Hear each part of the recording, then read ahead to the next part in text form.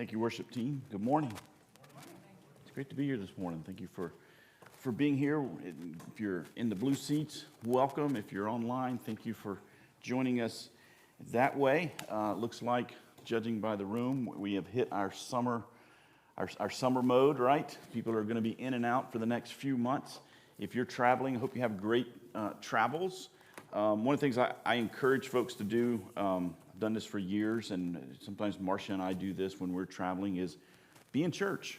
If you're traveling, you're out of town, and you've got the time, and you can find a church to go to. A couple of reasons I always encourage you to do that. One, I just think we ought to be in church, but that's the pastor and me. But another reason is when you attend a church that you don't normally go to, you get the experience of what it feels like to be a first-time guest. And then you will have an idea of what our first-time guests feel like when they join us. Because it can be a difficult or intimidating sometimes, or just a challenging experience. So I'd love for you to do that if you have the chance to do that. But I do hope you have a great summer wherever you find yourself this summer. I do want to say thanks to a couple of folks who have gone above and beyond the call of duty around here for the last few weeks. Max Inman, who's not here because he is on vacation at the beach, and Dan Horton. Dan, just raise your hand real quick. I don't want to embarrass you. Hard to embarrass Dan. But Max and Dan are a couple of the guys that just help maintain this space, our building, our properties. Other people do that as well. And they've worked extra hard the last few weeks. We had several months ago, we had a porch on the other end of the building started to come down, and it became a safety hazard. So they got it down so it wouldn't fall on anyone. And our best estimate, the only estimate we could get to replace it was, I think, around 45 or 50 grand.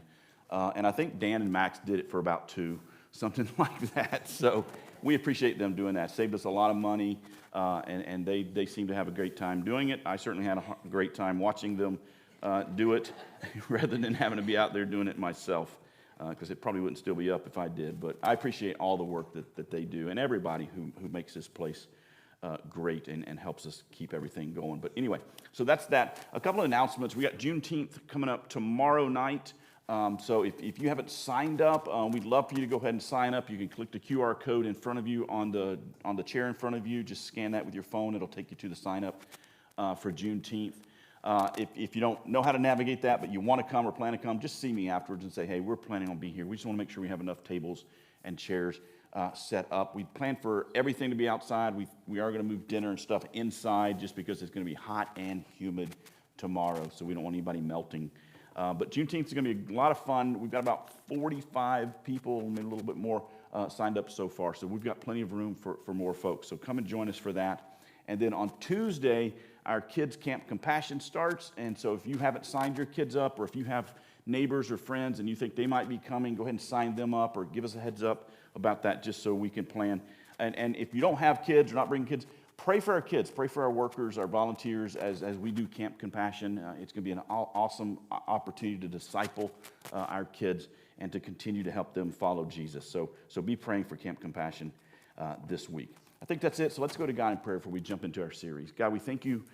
We thank you for this day. We thank you for just everybody who serves here and volunteers and leads in our church just to make everything that we do possible as we just continue to strive in our mission to help create followers of yours who are connected to each other, who are passionate about serving others. So we thank you for everyone who helps to do that in one way or another.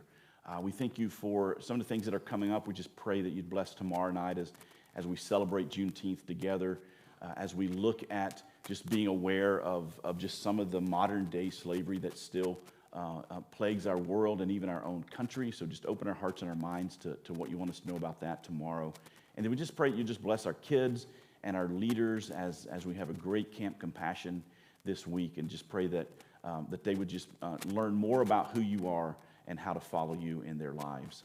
And then, God, we thank you for this day that we have to celebrate dads. We thank you for not just our biological dads, but all of the men who just are in our lives in one way or another, in a positive way, who have influence on us and just help us to navigate life's challenges, ups and downs, and all of that. So we just thank you for a day to celebrate that. And then for those of us who, this is a hard day because our dads aren't here for some reason or another, or maybe our relationship isn't just what we would want it to be, or maybe our relationship with our kids isn't what we would want it to be. I just pray that you would just walk alongside of us, that we would just feel your presence today in a very special way.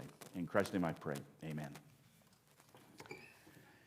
So we're continuing, we're in week 2 of our series, Ruth, talking about the unseen work of God.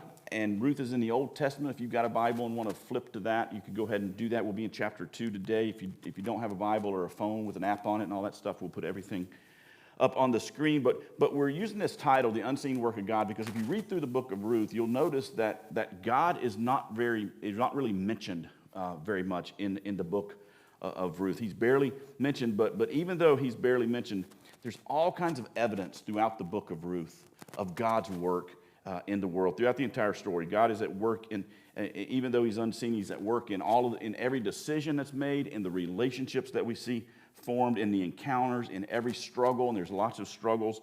Everything that the characters in the story go through, we can see the hand of God and the work of God in their lives. Now, I said last week that at its heart, the book of Ruth is a love story. So if you like love stories, you ought to read the book of Ruth, because that's what it is. It's a love story of a daughter-in-law, Ruth, for her mother-in-law, Naomi. It's a love story for a mother-in-law for her daughter-in-law. It's a love story between Boaz, who ends up marrying Ruth, and it's a love story of God for us. And it's a love story at its heart, but what we said last week was it doesn't begin like a normal love story. It doesn't begin with happily ever after and in a land far, far away and all of that stuff. It starts with the main character, or one of the main characters, Naomi, and her husband. They have to move out of their land. They live in Israel. They have to leave Israel because there's a nationwide famine, and they just can't survive there. And so they move, and when they move to a nearby country named Moab. There's all kinds of racial tension between Moab and Israel at this time, so it's not the best place for them to have to move to. And while they're there, Naomi's husband dies. And her 2 sons, there was a little bright spot in her life. They get married to 2 Moabite women, but then her 2 sons die. And it's just Naomi and her 2 daughters-in-law. So just a tragic, tragic story at the beginning of this story. And then Naomi decides to go back to Israel because she's going to have a better chance at having somewhat of a better life if she moves back to her homeland. But even then, it's going to be a difficult life because she's too old to get remarried. She's too old to have more children. Her parents are gone, and the land that her and her husband owned, all of that's gone. She doesn't have any access to that now that her husband and her sons are gone, as we'll see in just a few minutes, because women in that culture couldn't own land. So even with going back to Israel, to her homeland, she's destined to have a very difficult life. She's going to live a socially and economically marginalized life. And Naomi is just bitter. In fact, she changes her name to Bitter. And so we talked about last week, what do we do when life gets bitter? Or we don't really use that word, but what happens, what do we do when we're going through things where maybe we get angry and we feel like God has just kind of left us or abandoned us? If you missed that last week, especially if you're struggling with something in life, I'd encourage you to go back and listen to that part of the story. Now, I said that this story is really a love story, and where we left off last week was in this really tender moment where Naomi and her 2 daughters-in-law, they were heading back to Israel. They'd started on the journey together, and at some point along the way, probably not too long into the journey, Naomi just stops. And she stops and she tells both of her daughters-in-law, go back home. Go back to Moab. Don't go to Israel with me. And she does that because she knows it's the best thing for them. She knows that it's what's best for them, that as much as she wants them to go with her to Israel, as much as she really needs them emotionally and maybe even physically for them to make this journey with her, she knows that it's the best thing for them to go back to their homeland where they can potentially get married and have families and be close to the family they grew up with and understand the culture. She knew if they went with her to Israel, they were going to be outsiders in a very difficult culture because of all this tension that the 2 countries had. So she says, go back home. And one of them, Orpah, does go back home. But Ruth was not having it. And this is where we left off. Said, this is the conversation. Look, Naomi said, your sister-in-law is going back to her people and her gods. So go back with her. But Ruth replied, don't urge me to leave you or to turn back from you. Where you go, I will go, and where you stay, I will stay. Your people will be my people, and your God, my God. This is the love. This is the bond that has developed between Ruth and Naomi. That's just incredible. And so Naomi and Ruth, they continue on to Bethlehem, and that brings us to chapter 2 of the book of Ruth. Now, we know how this story ends, right? We talked about this last week, that Ruth ends up marrying a guy named Boaz. We'll meet him in just a minute. They have a son named Obed. Baby Obed grows up. He has a son named Jesse. Jesse has a son named David, and David grows up and becomes the king of Israel. And ultimately, it was through the line of David that the Messiah, that Jesus, was born. All of that happened. And the neat thing about the book of Ruth in chapter 2 is we get a lot of the details about how that happened, at least how it began to happen. And that's important because sometimes I think that we think that when God wants something to happen, that God just kind of, snaps his fingers and it's done, like poof, and there it is. But that's not how God works. God is at work often behind the scenes through people, always through people like you, people like me. He works behind the scenes through people to accomplish what he wants to accomplish in the world. And that's what we see in chapter 2, specifically how God is at work through Ruth and through Boaz. So here it is. Here's how it starts out. Now Naomi had a relative on her husband's side, a man of standing from the clan of Elimelech, whose name was Boaz. And Ruth the Moabite said to Naomi, "Let me go to the fields and pick up the leftover grain behind anyone in whose eyes I find favor." Naomi said to her, "Go ahead, my daughter." So she went out, entered a field, and began to glean. That's picking up the grain that's left behind as they were harvesting, to glean behind the harvesters. As it turned out, she was working in a field belonging to Boaz, who was from the clan of Elimelech. So what's happening here is Ruth and Naomi, they arrive back in Bethlehem during the time of the barley harvest. And Ruth decides on her own that she's going to go out and she's going to pick up some of the leftover grain to help make ends meet, to support her and Naomi. It was just part of the system that they had in place to take care of the poor in the community. It was part of the law that the harvesters, they weren't allowed to go back over the field a second time. So anything that they missed, that they didn't knock down and pick up, or anything that fell off the carts that they were using, they couldn't go back and pick that up a second time. And they weren't allowed to harvest all the way to the edges of the field. They had to leave a margin in the edges of the field. That way the poor in the community could come and they could come behind them and glean, they called it, and pick up all the stuff that was left over that wasn't harvested, and then they had something to eat, and sometimes they could sell it to support themselves and all that. And so Ruth just happens to go to a field that's owned by Boaz. And Boaz is a relative of Naomi through her husband Elimelech. And because of Boaz's financial position, and because he's related to Naomi, if you read through the story a couple of times, he's referred to as Ruth's kinsman redeemer. And that's a technical term in the law of Israel. It was an official title. A kinsman redeemer was an official title. And as such, Boaz, if he chose to exercise his role here, he doesn't have to, it's his choice, but if he chooses to exercise his role, he could help get Naomi out of poverty. I mean, think about the kinsman redeemer as your rich uncle, right? That you might go to when you get in some kind of financial trouble, who's going to help you out. That's kind of what it was. Boaz would essentially need to purchase back on behalf of Naomi the ancestral land that was lost when her husband and her sons died. And so he would purchase that back, and then he would need to marry someone so they could have children who could work that land and make it productive. It was just the economic reality of the time and of the culture. So that was the role of the kinsman redeemer, and that's what that was all about. Now Ruth has no idea that this is Boaz's field. She doesn't even know who Boaz is. Has no idea. She just randomly picks this field to go out of hundreds and hundreds of fields that she could have chosen. And while that probably seemed random to her, it probably seemed random to Naomi, maybe random to us, God would use that one seemingly random, unimportant decision to choose that field to not only change the course of Ruth and Naomi's life, but ultimately to change the course literally of history. I mean, in many ways, we are here right now, sitting in these seats, watching this experience online because Ruth went to that field and not another field. I mean, think about that God who was able to work that out. And now, in verse 20 of chapter 2, Boaz is described as a man of kindness. And I want to focus on that word for just a minute because it's really, really important. The Hebrew word that's used here for kindness is the word hesed. Hesed.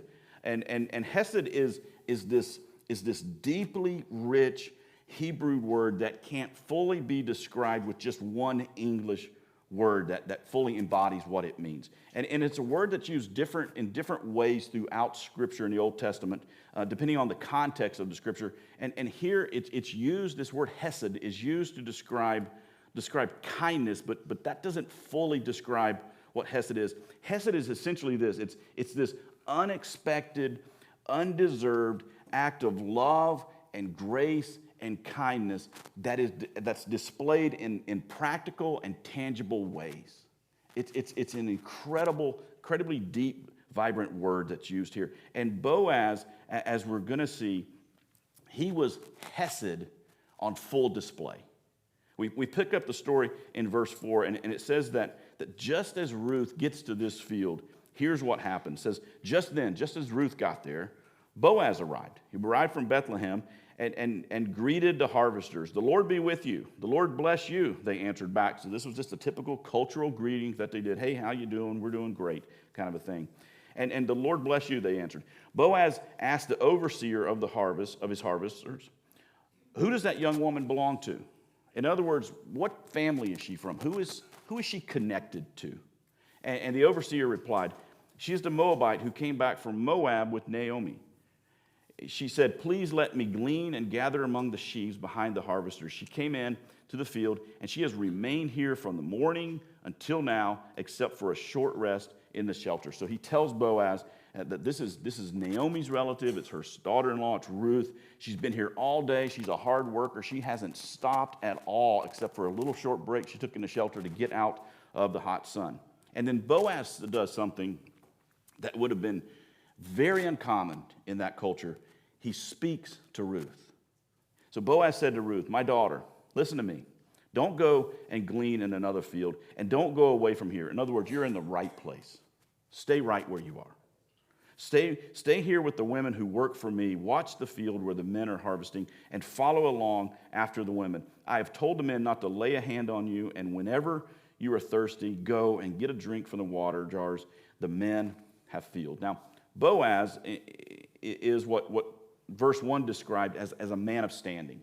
And in other words, he wasn't just this wealthy guy, and he wasn't just this powerful guy. He was someone of influence in that community, particularly in his clan of people, we're told. He had privilege.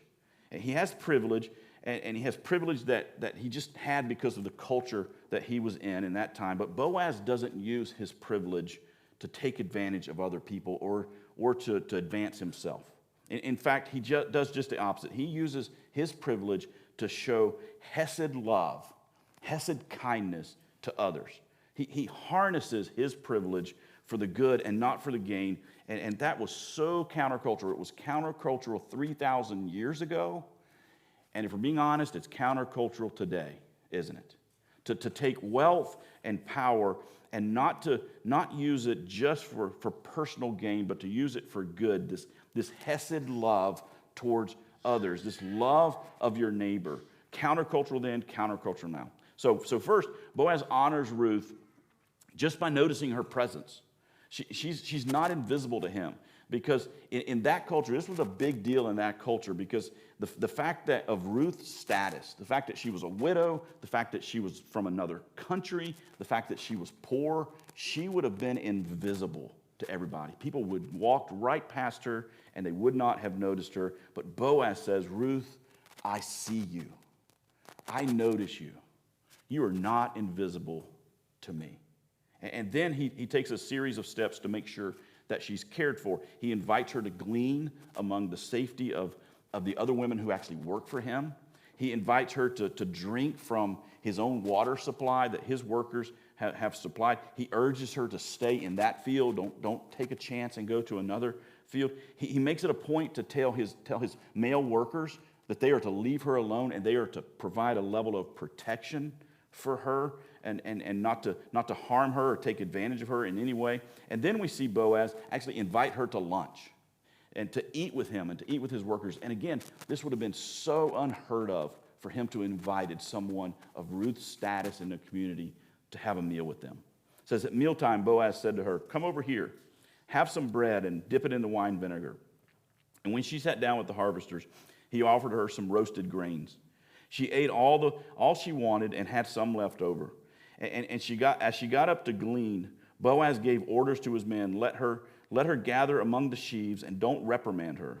Even pull some stalks for her from the bundles and leave them for her to pick up, and don't rebuke her. So Boaz says to his work, he says, don't just allow her to glean around the edges and the stuff that's left over. Don't just allow her just to do that. But he tells them that to let her harvest in the middle of the field where all the good stuff is, and not just over the edges. And he tells them, he goes to the extent to tell them to just, casually drop a few pallets behind for her just to come and take, just to make it as easy for her to get that and to take it home. So Ruth takes home a ton of grain. If you read the story, Naomi's just shocked. She's like, where in the world are you getting all of this grain? But it was not only enough for them to feast on, it was enough for them to sell and actually support themselves in a pretty significant way. I mean, Boaz's kindness just goes way beyond the boundaries that was required by that culture. And none of this is lost on Ruth. She recognizes that this unexpected, this grace, this hesed love that she's receiving from Boaz is countercultural. And it truly is unexpected grace because she's never met this guy before. She doesn't know anything about him. And he's wealthy, she's poor, she's from another country, all of that. And so she asked Boaz, she says, why? Why are you doing this for me? And this is how he responds. Boaz replied, I have been told all about you, Ruth, which is an interesting statement because she doesn't know anything about him. But evidently he knows everything about her. This is a powerful person. She doesn't know anything about him other than he's wealthy and has farms. He knows everything about her. He says, I've been told about what you have done for your mother-in-law since the death of your husband, how you left your father and your mother and your homeland and came to live with a people that you did not know before. And may the Lord repay you for what you've done. May you be richly rewarded by the Lord, the God of Israel, under whose wings you have come to take refuge. In other words, Boaz is saying he has shown Ruth this hesed love, not because of anything she's done for him. He's not paying her back for anything she's done for him, and he's not showing hesed love because he wants anything from Ruth. He's not doing this because he's attracted to Ruth and he wants to get Ruth to like him or anything like that. I mean, we know how this story ends, right? And that this is a love story. So sometimes we read into this part of the story and we're like, oh, I know exactly what Boaz was doing, right? I know exactly what all of that was about. And I know exactly what he's doing. But he's not doing this so she'll be attracted to him and like him and all of that. He's showing hesed love to Ruth because he was inspired by the hesed love that he had seen and heard of Ruth showing to Naomi. And he wanted to show that kind of love to Ruth. Boaz was kind because he saw Ruth being kind. Boaz was loving because he saw the example of Ruth being loving. Boaz was extravagantly generous with his resources because he saw Ruth being extravagantly generous with her life. He was inspired, and that's what hesed love does. It's inspiring and it's contagious. Hesed love, when we see it and experience it, we want to express that same kind of love to others around us. It inspires others to love, which inspires others to love, which inspires others to love, which eventually becomes this overflowing and outpouring of love that can change the world. Now, the hesed love that we see in Ruth and Boaz is pointing to something. It's pointing the nation. In fact, the entire book of Ruth is pointing to something. It's pointing the nation of Israel to the day when the Messiah was come. That's the entire purpose of the book of Ruth. And it's a reminder to us of God's hesed love for us. God's unexpected, undeserved act of love and grace and kindness that was on full display in practical and tangible ways. The fullest expression of hesed love that the world has ever seen happened when God took on flesh and entered into our world and entered into our messiness and gave his life on the cross. It's the fullest expression of hesed love that the world has ever known. Just as Boaz poured out his grain for others, God has poured out his life for us. And that's what Ruth was pointing the nation of Israel to, and it's what it reminds us of today. And as we see God's hesed love for us, it should inspire us to show that same kind of hesed love to others. So how do we do that? How do we make sure we do that? How do we make sure we stayed focused on this hesed love that God has shown to us? And how do we make sure we pass it on to others? How do we stay focused on it in a daily way? Well, there's lots of ways to do that, but I think probably the best way to do that is by being intentionally grateful. By being intentionally grateful in our lives. And there's lots of ways to do that. Some people, and I love this, some people write notes, and you may be one of those people, but they write notes of gratitude and thanksgiving, and they're constantly writing and sending notes to people, just expressing their gratitude. And by writing those notes, it's just a constant reminder back to them of God's incredible provision and God's grace in their lives. Some people, and maybe you're one of these people, some people journal. They journal and they write down all the things they are grateful for and the ways that they've seen God work in their lives and the way that they've seen God answer prayers in their lives. And people who are, and then there are people who are incredibly creative, much more creative than I could ever be, and they write songs. And those songs express thanksgiving and recognition of God's grace, and they give voice to their gratitude, and they allow us to give voice to our gratitude as well. For some people, it's through their prayer life, and they have a deep, deep prayer life, and a big part of that is at the beginning of every prayer for them, they begin by just giving thanks for all the ways that they've experienced God's grace and God's hesed love just in that day. You know, my dad had an incredible prayer life. When in January, when I did the eulogy at his funeral, I actually read some excerpts from one of his prayer journals that I found, and he just had this way of just not only praying for everybody in his life, but just showing incredible gratitude through his prayers. And then for others, it's just showing little acts of kindness to people around them throughout their day. Things that may actually go unnoticed to others around them, but the people that experience them, they're just these incredible bright spots in the middle of the day. And in showing those little acts of kindness, they are showing their gratitude for this hesed love that they've experienced from God by passing it on in a tangible, practical way to others. And then there's just being grateful for another day, right? Just being grateful that we have another day to do what we love to do, another day to spend time and energy with the people that we love the most, just another day to do the things that we love to do, another day to hope, another day of grace, another day of being productive, and the list goes on and on and on. And here's the thing that goes along with this idea of being intentionally grateful.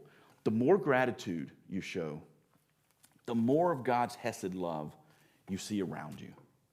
The more gratitude you show, and the more and more your eyes will be able to focus and see the expressions of God's grace and God's expressions of God's hesed love that are all around you. And before long, just like Ruth and eventually Naomi, you realize that you are surrounded by God's love. That God is at work all around you, much of it unseen, but it becomes clearer and clearer the more grateful we are and the more we pass it on to other people. I love what the Apostle Paul wrote over in Romans chapter 8. Paul had just spent in Romans, he just spent all of this time talking about God's love and what Christ had done for us on the cross, talking about God's hesed love. And then he asked this question, and he says this, when then shall we say in response to these, or what then shall we say in response to these things?